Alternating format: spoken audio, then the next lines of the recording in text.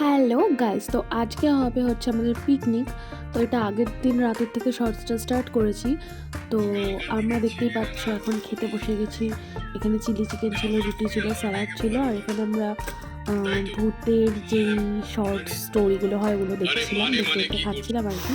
দিয়ে এবার পরের দিন এখানে চা হচ্ছে একদিকে, আর একদিকে পনির হচ্ছে, আর এই যে নাচ করছে দেখতেই পাচ্ছ তোমরা। দুজন মিলে নাড়াচ্ছে, কম্পিটিশনে নাড়াচ্ছে।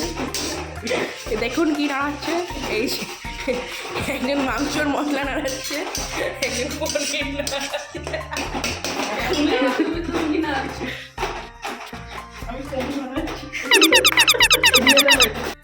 এই মহিলা বলেছিল একটুখানি রং দিলে পরে বাসন্তী কালার আসবে, এই যে।